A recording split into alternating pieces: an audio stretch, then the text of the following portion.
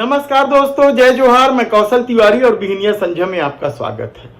छत्तीसगढ़ के सबसे high profile seat Rajnandgaon में एक बार फिर भगवा की एंट्री हो गई है।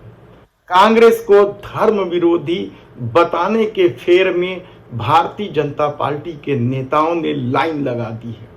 यह सबसे हाई प्रोफाइल सीट इसलिए है क्योंकि यहां से कांग्रेस ने छत्तीसगढ़ के पूर्व मुख्यमंत्री भूपेश बघेल को उतारा है।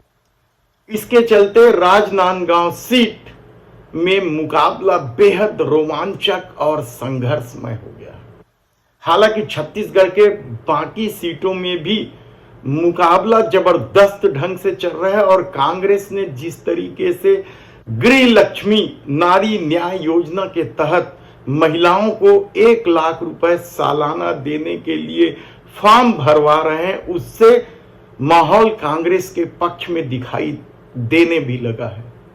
तो दूसरी तरफ आरक्षित सीटों में संविधान बदल देने का जो मुद्दा हवा में तैर रहा है वह भी भारतीय जनता पार्टी के लिए बेचैनी भरा है। ऐसे में क्या भारतीय जनता पार्टी एक बार फिर धर्म और मोदी को गाली देने को लेकर ही भावनात्मक मुद्दे के साथ चुनाव मैदान में आ रही है और चुनाव जीत जाएगी? कहना बेहद कठिन है, क्योंकि छत्तीसगढ़ में हाल में ही बने भारतीय जनता पार्टी की सरकार को लेकर क्या कुछ माहौल है यह कहना बेहद कठिन है। हालांकि उन्होंने किसानों को 3100 रुपए धान की कीमत तो दी है, लेकिन जो 2 लाख रुपए तक कर्जा माफ करने की बात कही थी उसका कहीं अता पता नहीं। प्रत्येक महिलाओं को महतारी वंदन योजना के तहत 1000 रुपए महीना देने की बात को लागू तो किया है, लेकिन इसके लिए क्राइटेरिया फिक्स करके बहुत सारी महिलाओं को इस योजना के लाभ से वंचित कर दिया है। तो दूसरी तरफ भूपेश सरकार ने जो गोबर खरीदी, बेरोजगारी भत्ता, रीपा जैसी योजनाएं जिससे लोगों को रोजगार मिल रहा था, पैसा मिल रहा था, वह भी बंद कर दिया है या उसका भी अता पता नहीं है, जिसे लेकर भारतीय जनता पार्टी या डबल इंजन की सरकार के प्रति लोगों में आक्रोश तो है।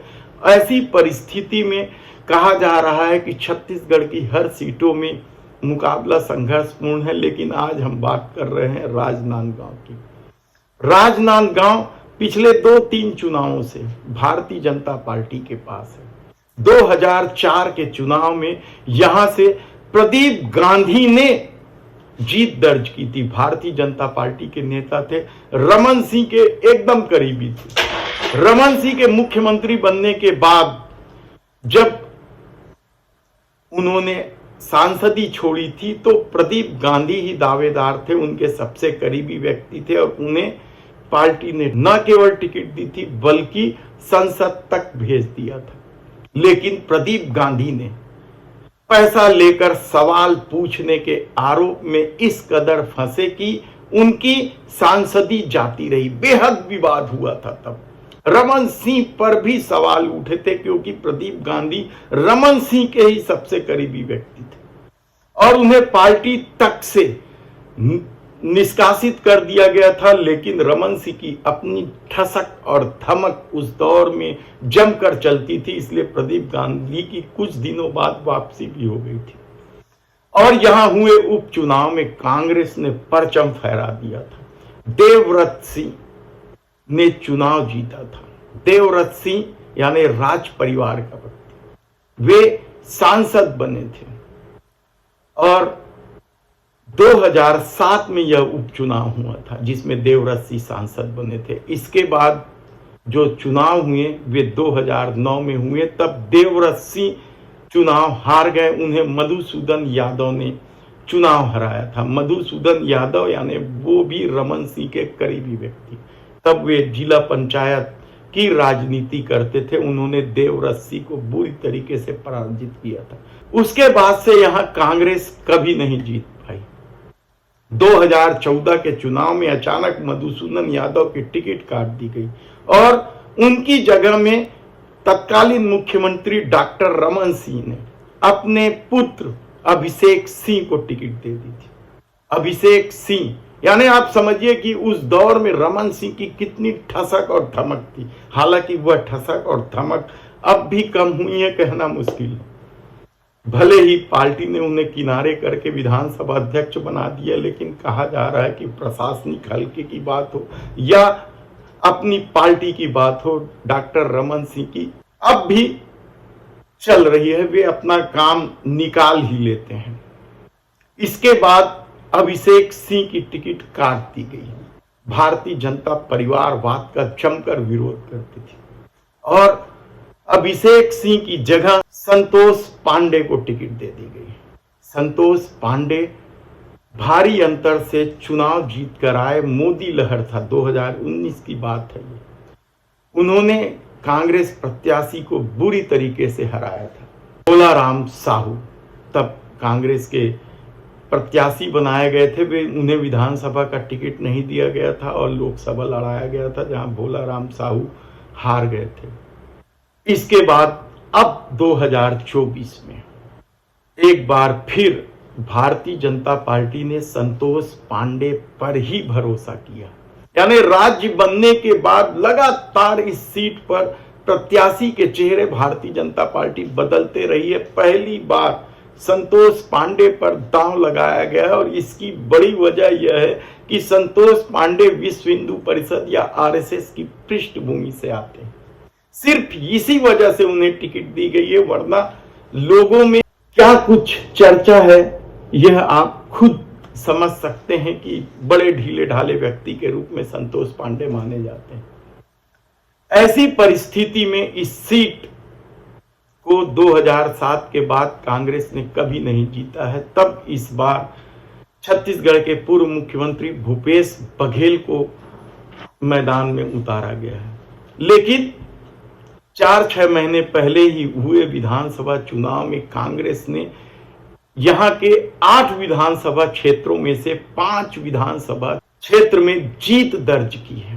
राजनांदगांव लोकसभा क्षेत्र में जो विधानसभा क्षेत्र आते हैं उनमें सबसे महत्वपूर्ण सीट कवर्धा की सीट। यहां से कांग्रेस के कद्दावर मंत्री मोहम्मद अकबर 2018 का चुनाव 50,000 से अधिक वोटों से जीते थे और कवर्धा एक ऐसी सीट मानी जाती है जो राम राज्य परिषद का गढ़ माना जाता है, हिंदू संगठनों का गढ़ माना जाता है। इसलिए पहले से ही ध्रुवीकरण के लिए जो खेल खेला गया वह भी छत्तीसगढ़ के इतिहास में अपनी तरह का अनोखा मामला था और उस खेल में मोहम्मद अकबर इस कदर फंसे कि 2023 के विधानसभा चुनाव में वे पूरी तरीके से पराजित हुए और यहां से जो व्यक्ति जीता, यानी भारतीय जनता पार्टी का जो नेता जीता विजय शर्मा, वह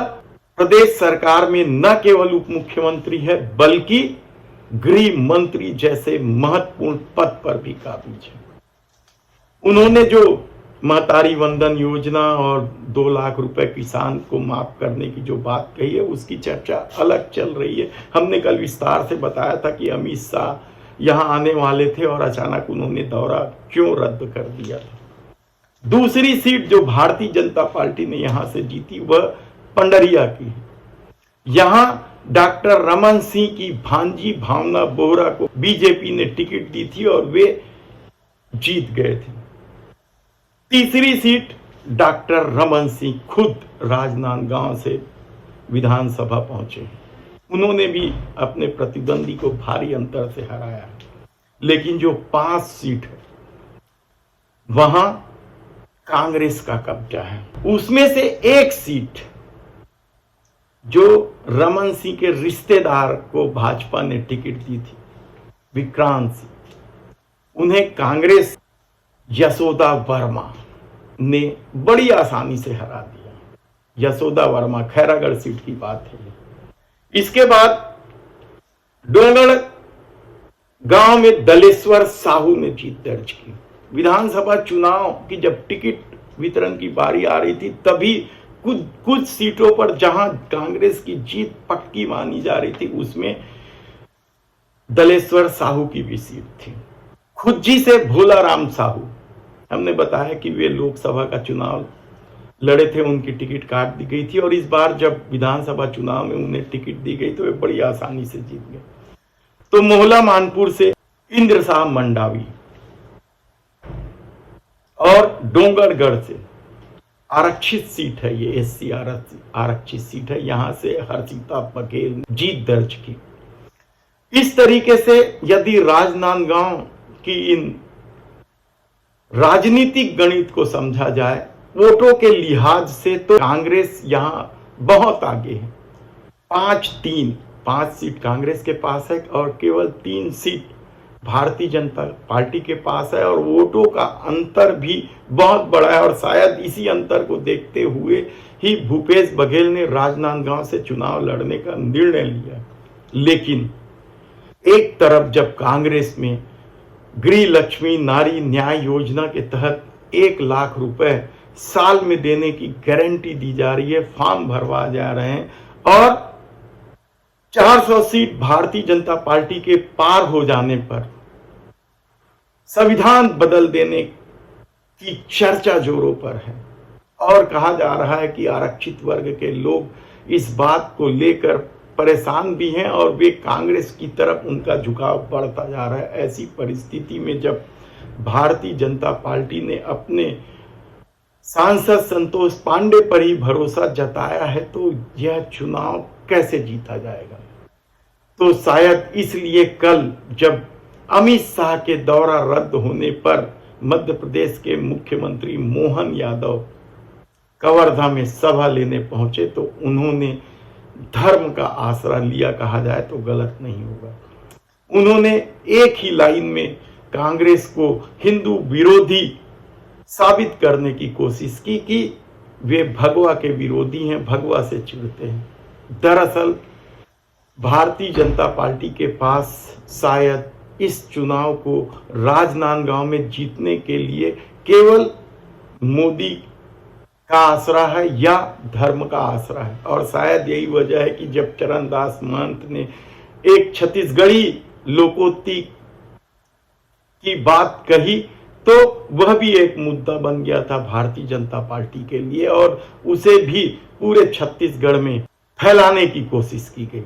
तो दूसरी तरफ कल कवर्धा की पुरानी घटनाओं को लेकर जिक्र करके जिस तरीके से धर्म की एंट्री करा दी गई है या भगवा की एंट्री करा दी गई है, तो क्या अब भूपेश बघेल के लिए चुनौतीपूर्ण हो गया है? भूपेश बघेल को हिंदू विरोधी साबित करके भारतीय जनता पार्टी क्या यह चुनाव जीत जाएगी? कहा जा रहा है कि बेहद संघर्षपूर्ण स्थिति है। हालांकि अब तक जो विधानसभा के नतीजे और वोटों की गणित को देखें तो भूपेश बघेल संतोष पांडे से काफी आगे चल रहे हैं और शायद भारतीय जनता पार्टी इस बात को अच्छी तरीके से जानती, इसलिए धर्म की एंट्री होगी। मुकाबला रोमांचक है। जीत किसकी होगी अभी से कहना बेहद कठिन है क्योंकि यहाँ 26 अप्रैल को मतदान होना है और देखना है कि उसके पहले और क्या क्या कुछ होता है।